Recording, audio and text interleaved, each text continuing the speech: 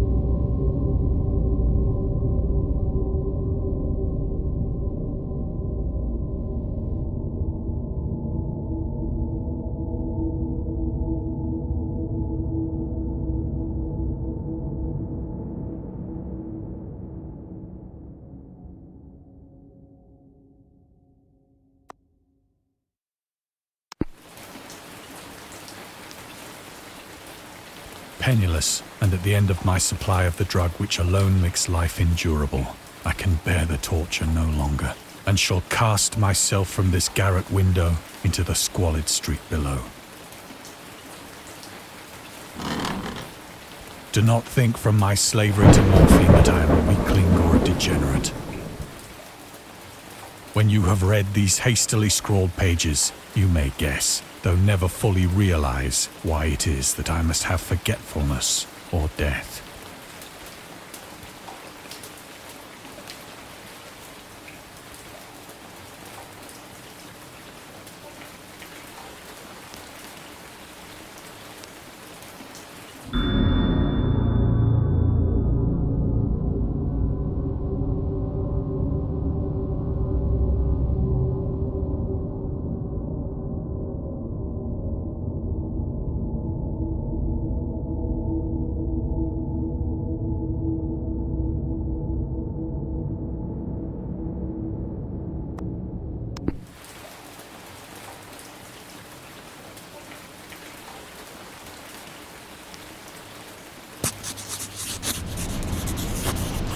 It was in one of the most open and least frequented parts of the broad Pacific that the packet of which I was supercargo fell a victim to the German sea raider.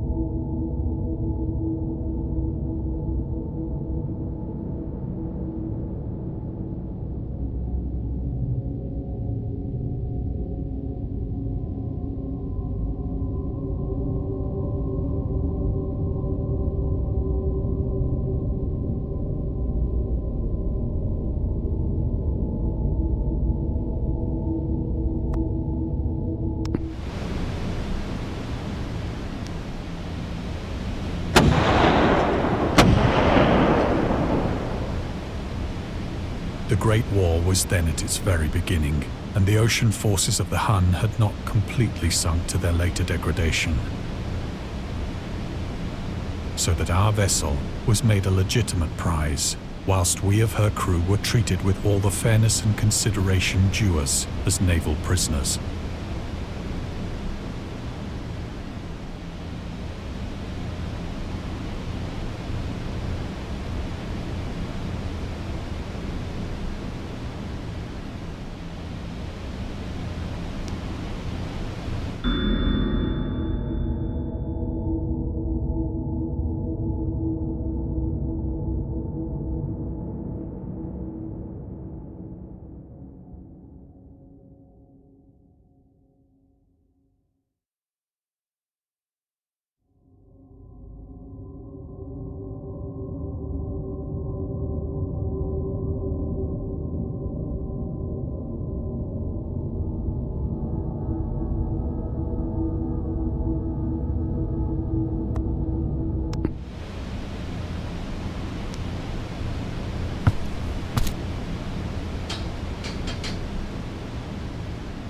So liberal, indeed, was the discipline of our captors, that 5 days after we were taken, I managed to escape alone in a small boat with water and provisions for a good length of time.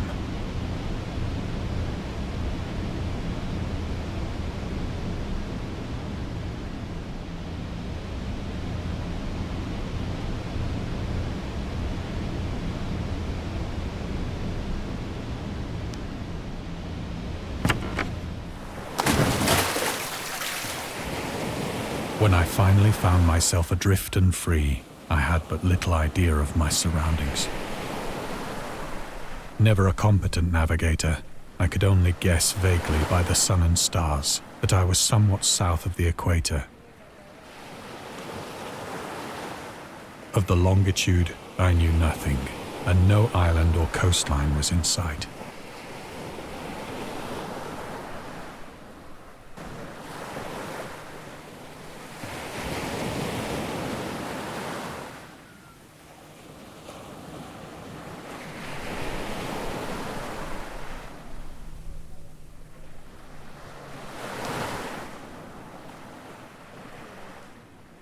The weather kept fair, and for uncounted days I drifted aimlessly beneath the scorching sun, waiting either for some passing ship or to be cast on the shores of some habitable land.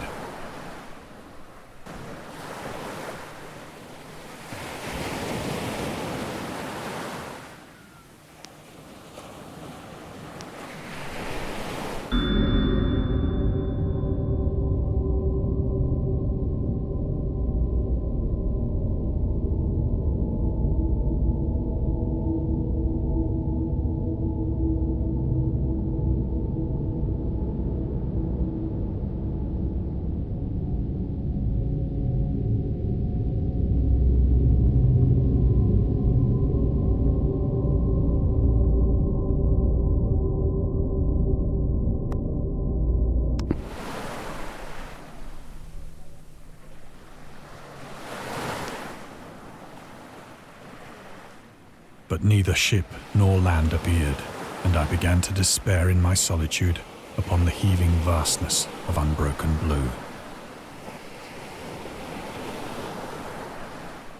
The change happened whilst I slept. Its details I shall never know, for my slumber, though troubled and dream-infested, was continuous.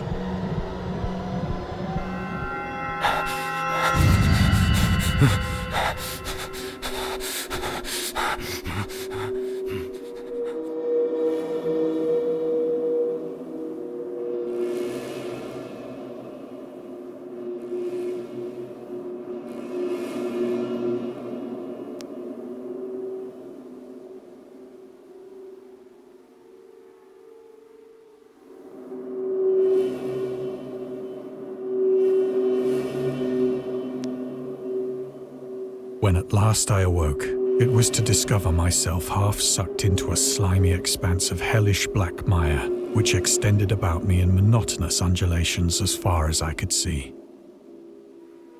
and in which my boat lay grounded some distance away.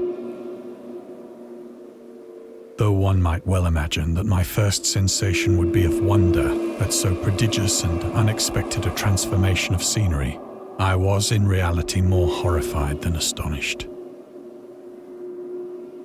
For there was in the air and in the rotting soil a sinister quality which chilled me to the very core.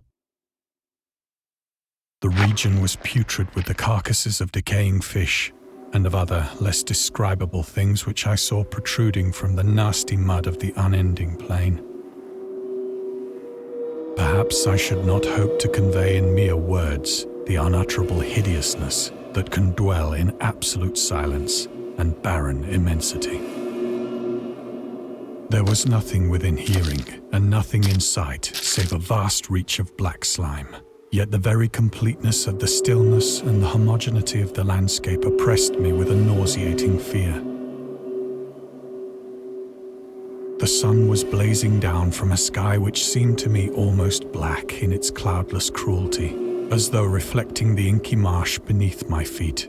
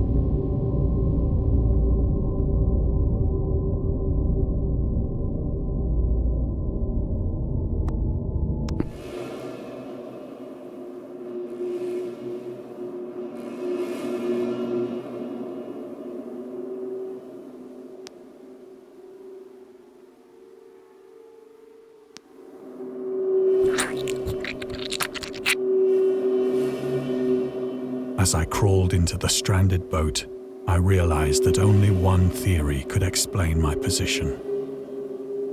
Through some unprecedented volcanic upheaval, a portion of the ocean floor must have been thrown to the surface, exposing regions for which innumerable millions of years had lain hidden under unfathomable watery depths. So great was the extent of the new land which had risen beneath me that I could not detect the faintest noise of the surging ocean, straining my ears as I might. Nor were there any seafowl to prey upon the dead things.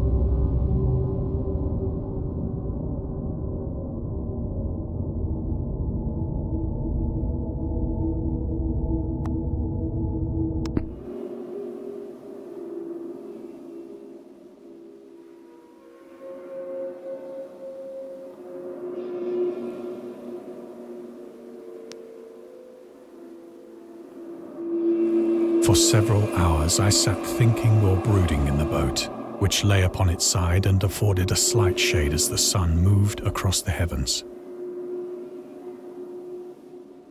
As the day progressed, the ground lost some of its stickiness and seemed likely to dry sufficiently for traveling purposes in a short time.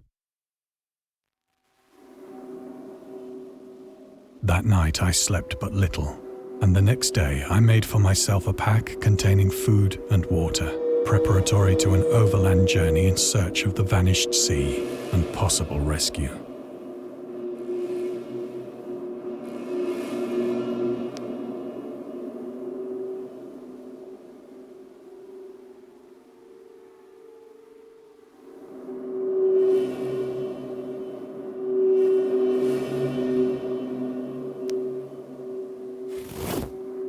On the third morning, I found the soil dry enough to walk upon with ease. The odor of the fish was maddening, but I was too much concerned with graver things to mind so slight an evil, and set out boldly for an unknown goal.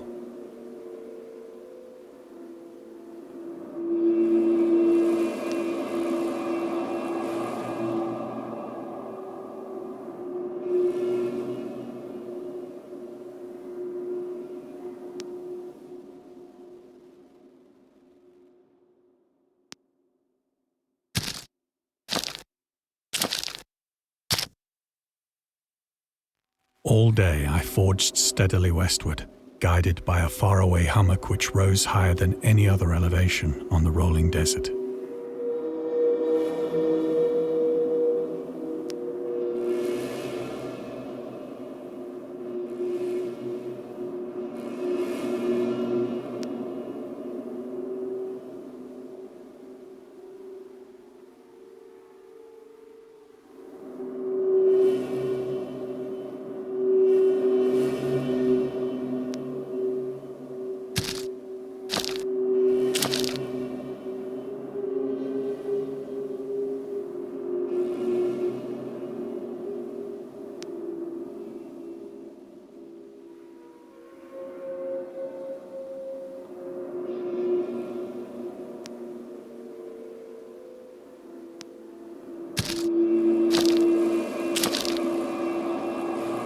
That night, I encamped, and on the following day still travelled toward the hummock, though that object seemed scarcely nearer than when I had first espied it.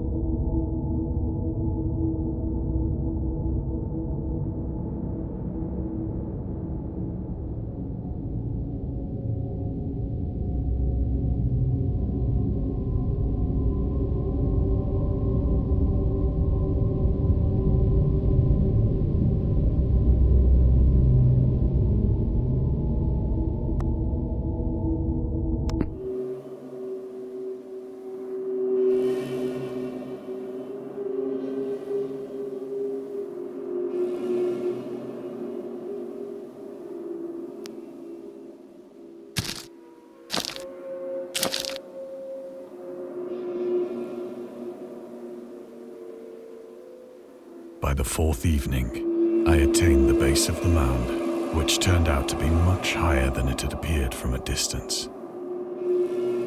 An intervening valley setting it out in sharper relief from the general surface.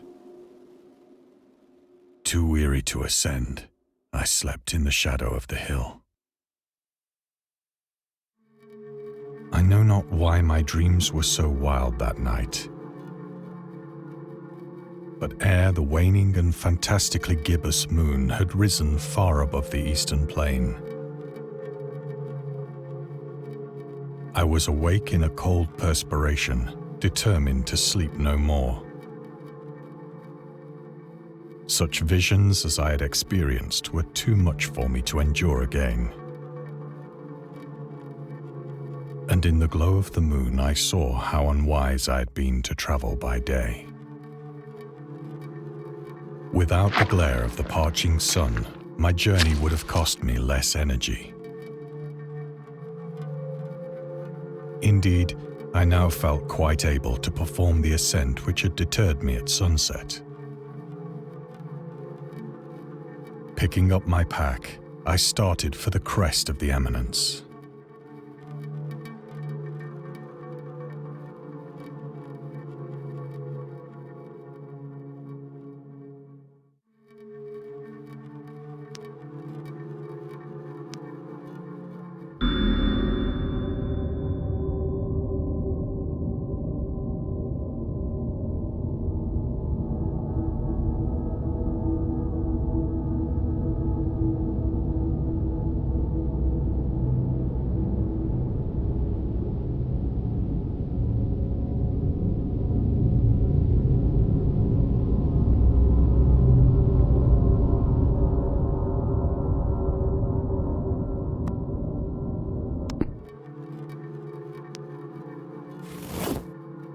I have said that the unbroken monotony of the rolling plain was a source of vague horror to me.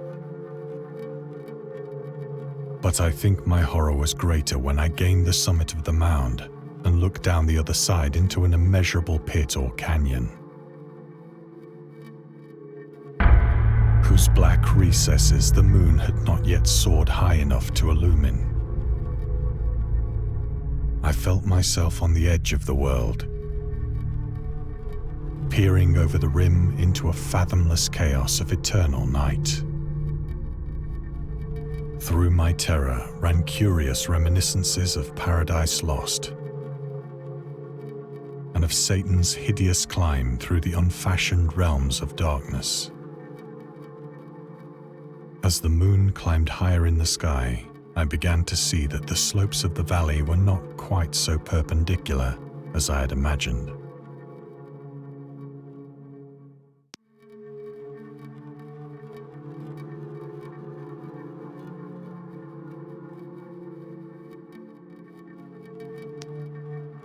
Ledges and outcroppings of rock afforded fairly easy footholds for a descent, whilst after a drop of only a few hundred feet, the declivity became very gradual.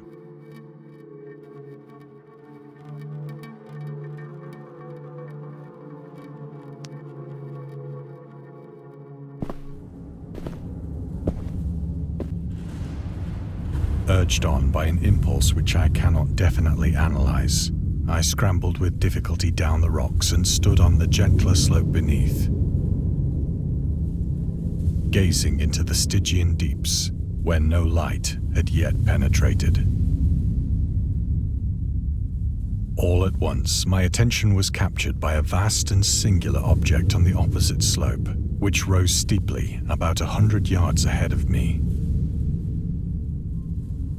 An object that gleamed whitely in the newly bestowed rays of the ascending moon.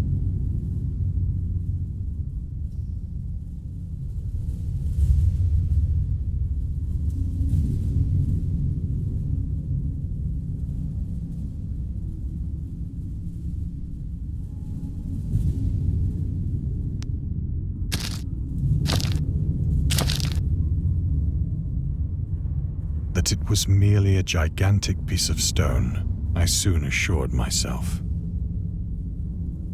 but I was conscious of a distinct impression that its contour and position were not altogether the work of nature. A closer scrutiny filled me with sensations I cannot express.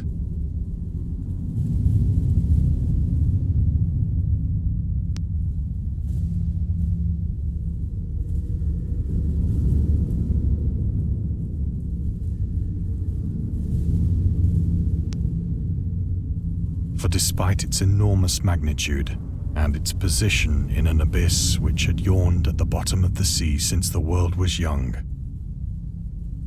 I perceived beyond a doubt that the strange object was a well-shaped monolith, whose massive bulk had known the workmanship and perhaps the worship of living and thinking creatures. Dazed and frightened, yet not without a certain thrill of the scientist's or archaeologist's delight, I examined my surroundings more closely.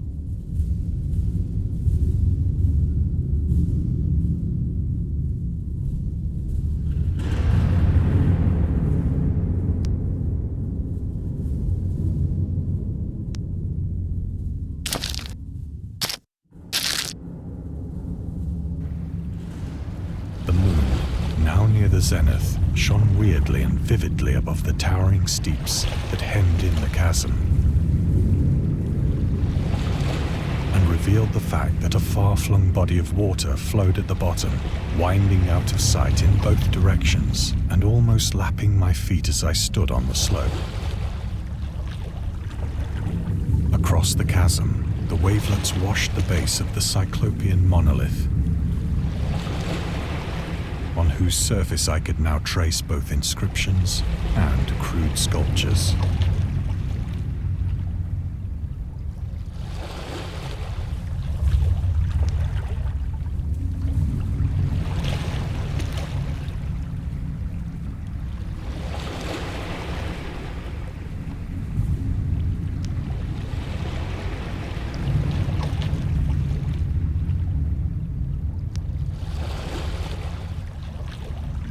The writing was in a system of hieroglyphics unknown to me and unlike anything I'd ever seen in books,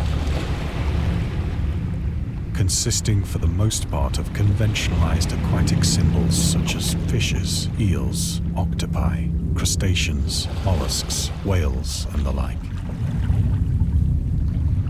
Several characters obviously represented marine things which are unknown to the modern world, but whose decomposing forms I had observed on the ocean-risen plain. It was the pictorial carving, however, that did most to hold me spellbound.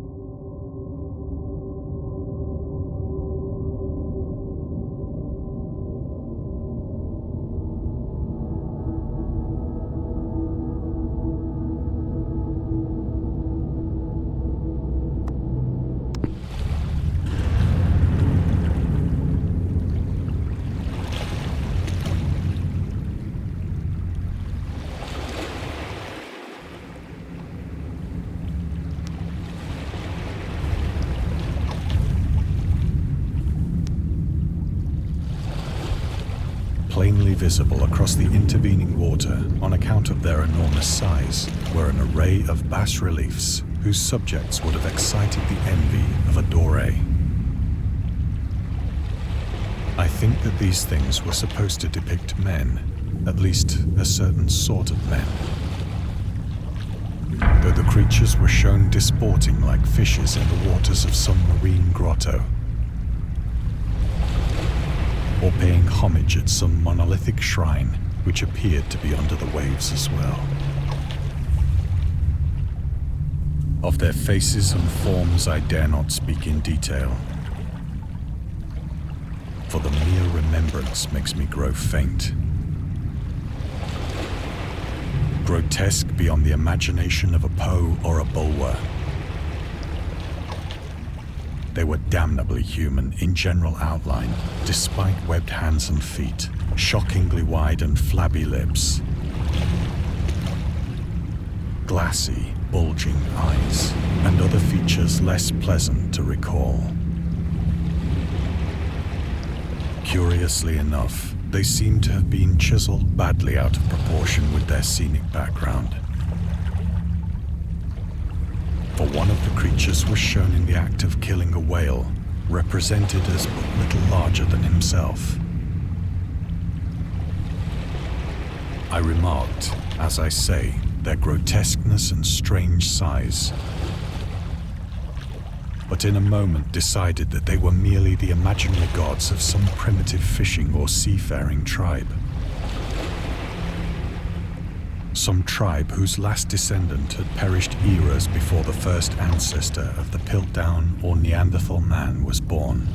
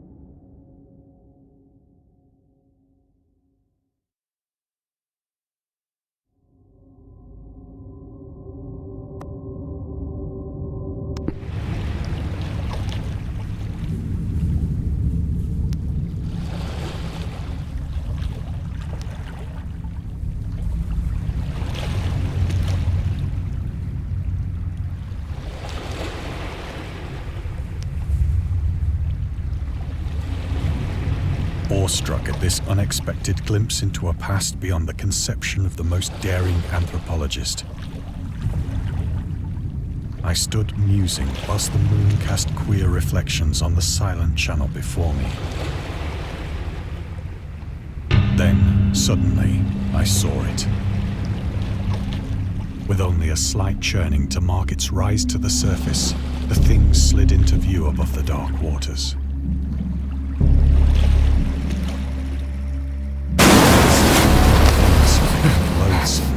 It darted like a stupendous monster of nightmares to the monolith, about which it flung its gigantic scaly arms, while it bowed its hideous head and gave vent to certain measured sounds.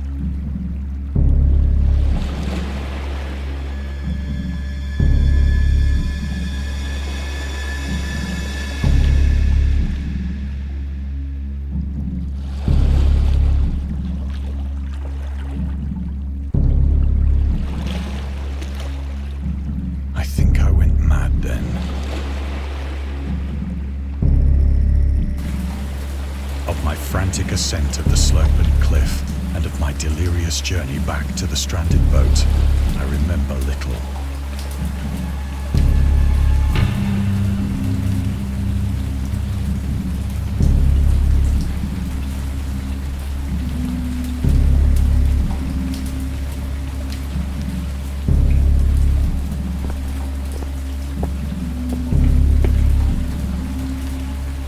I believe I sang a great deal and laughed oddly when I was unable to sing.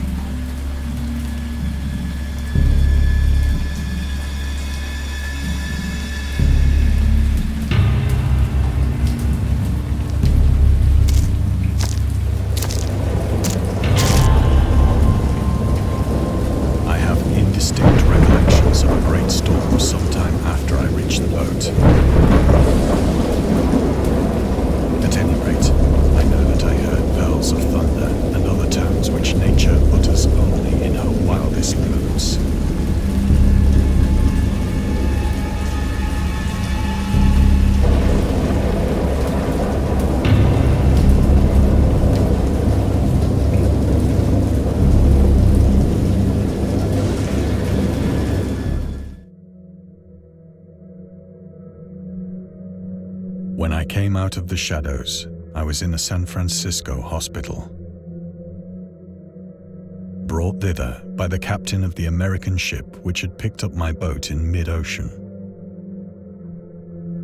In my delirium, I had said much, but found that my words had been given scant attention. Of any land upheaval in the Pacific, my rescuers knew nothing. Nor did I deem it necessary to insist upon a thing which I knew they could not believe.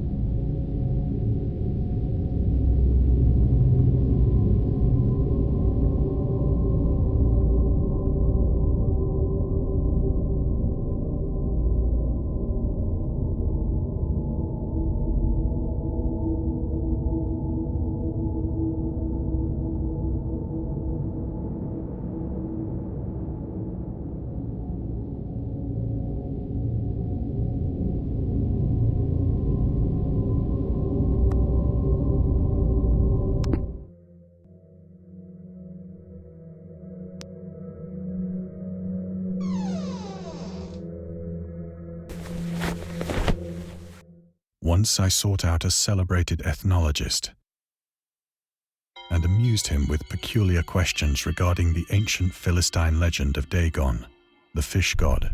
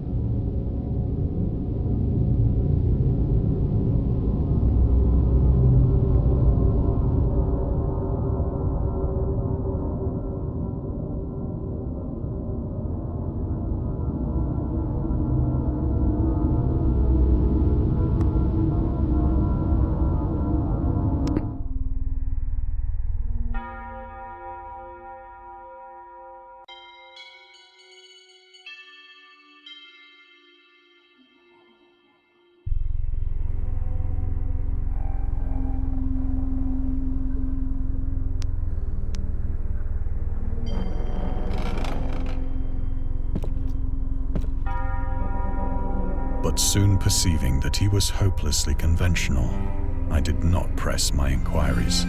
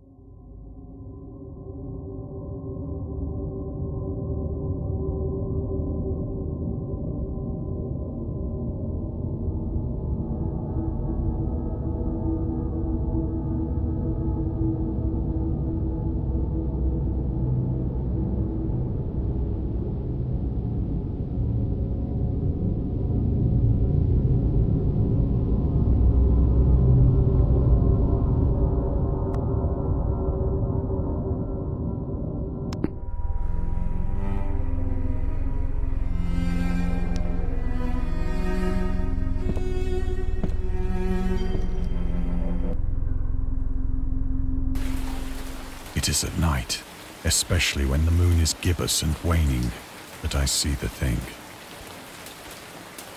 I tried morphine, but the drug has given only transient surcease and has drawn me into its clutches as a hopeless slave. So now I am to end it all, having written a full account for the information or the contemptuous amusement of my fellow men.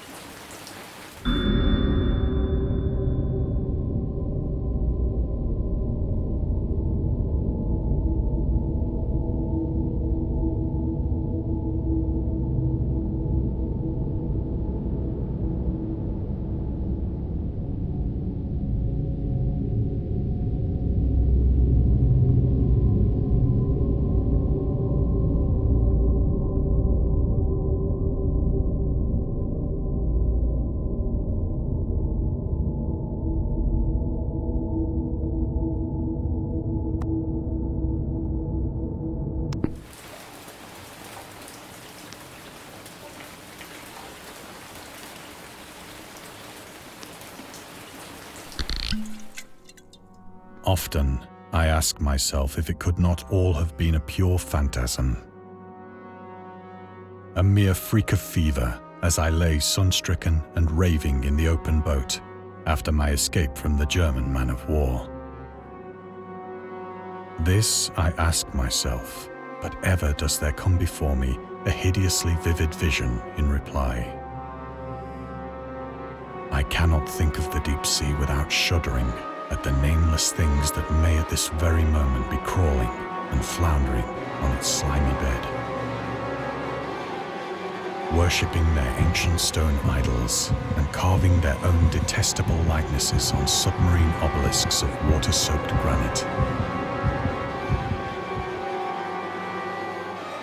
I dream of a day when they may rise above the billows to drag down into their reeking talons the remnants of puny, war-exhausted mankind. Of a day when the land shall sink and the dark ocean shall ascend amidst universal pandemonium.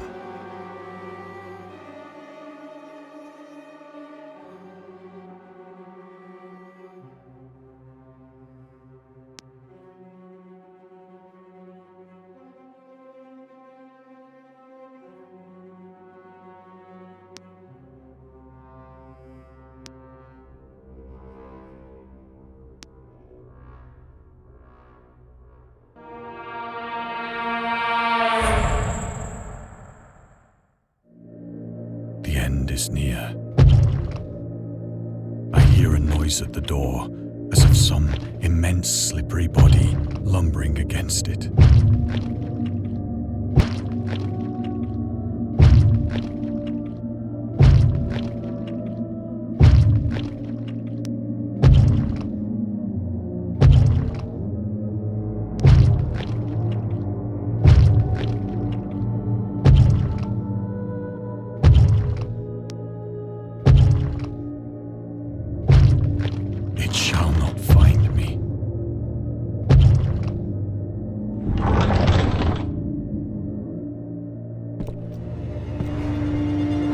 God, that hand!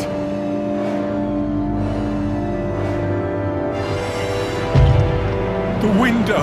The window!